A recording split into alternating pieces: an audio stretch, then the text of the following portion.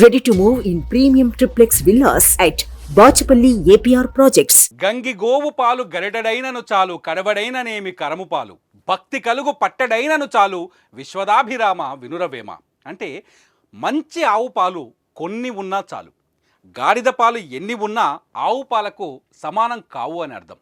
అలాగే 10, 20 ఎంపీ స్థానాల్లో పోటీ చేసే కన్నా తక్కువ స్థానాల్లో పోటీ చేసినా గట్టి అభ్యర్థిని పెట్టడమే బెటర్ అనుకుంటుంది భారతీయ జనతా పార్టీ.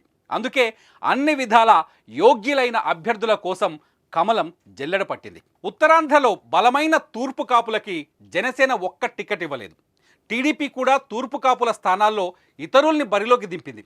చివరికి బీజేపీ నుంచి కూడా ఇతర సామాజిక వర్గం వారిని దింపితే ఉత్తరాంధ్రలో అత్యధిక ఓటర్లున్న బీసీల తూర్పు కాపులు పార్టీకి దూరం అవుతారని కూటమి పెద్దలకు సంకేతాలు అందాయి. ఎన్నికల నోటిఫికేషన్ విడుదల రోజు వైసీపీ 2 ఎంపీలు 7 ఎమ్మెల్యేల స్థానాల్లో తూర్పు కాపులకి టికెట్లు ప్రకటించింది. దీంతో బీజేపీ నుంచి తూర్పు కాపులకు అవకాశం కల్పించాలని నిర్ణయించింది.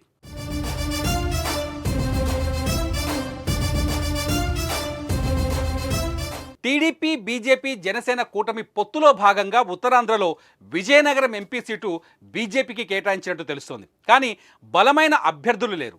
తూర్పు కాపుల కంచుకోటలో తూర్పు కాపు అభ్యర్థి కావాలి. ఆ అభ్యర్థి టీడీపీ, జనసేనకి ఆమోదయోగ్యుడు కావాలి. ఇవన్నీ ఉన్న ఒకే ఒక్క యువ పారిశ్రామికవేత్త గేదెల శ్రీనుబాబు. 2019 నుంచి ఆంధ్రప్రదేశ్లోనే అత్యధిక ఉద్యోగాలు కల్పించిన సంస్థ అధినేత.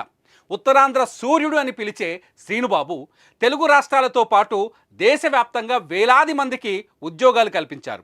తిత్లీ, కరోనా సమయంలో కోట్లాది రూపాయలతో ప్రజలకు సాయం అందించారు. బీసీలకు, కాపులకు, తూర్పు కాపులకు పెద్ద దిక్కుగా ఉంటూ సామాజిక భావనల కోసం కోట్లు వెచ్చించారు. కూటమి నుంచి బీజేపీ అభ్యర్థిగా శ్రీనుబాబును రంగంలోకి దింపేందుకు 3 పార్టీలు అంగీకరించాయని విశ్వసనీయ సమాచారం. విజయనగరం బీజేపీ ఎంపీ అభ్యర్థిగా గేదెల శ్రీనుబాబును ఖరారు చేస్తున్నారనే వార్తలు రావడంతో ఆ ఎంపీ సీటు కూటమిదే అనే లెక్కకు వచ్చారు విశ్లేషకులు.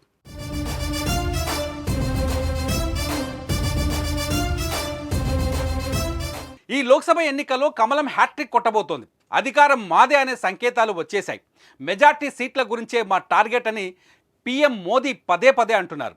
ఏపీలో భారతీయ జనతా పార్టీ పోటీ చేసే స్థానాలపైన ఫుల్ ఫోకస్ పెట్టారు.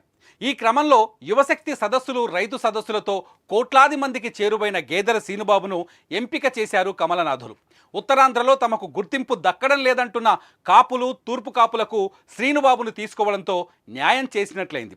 గేదెల శ్రీనుబాబు ఎంపికతో అధికార వైసీపీ సామాజిక సమీకరణలకు కూటమి చెక్ పెట్టినట్లయింది.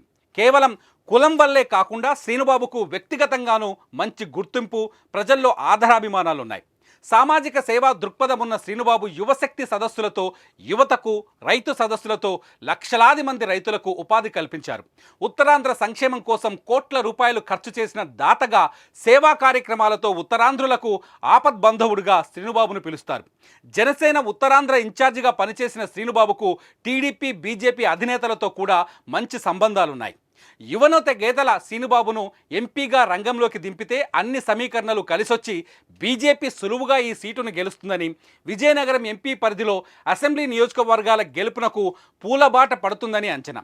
అంతేకాదు, ఈ సీటు ప్రభావం ఉత్తరాంధ్రతో పాటు ఆంధ్రప్రదేశ్లో మిగిలిన ప్రాంతాల్లో సానుకూల ఫలితాలు రాబట్టేందుకు వీలవుతుందని అనలిస్టులు అంటున్నారు.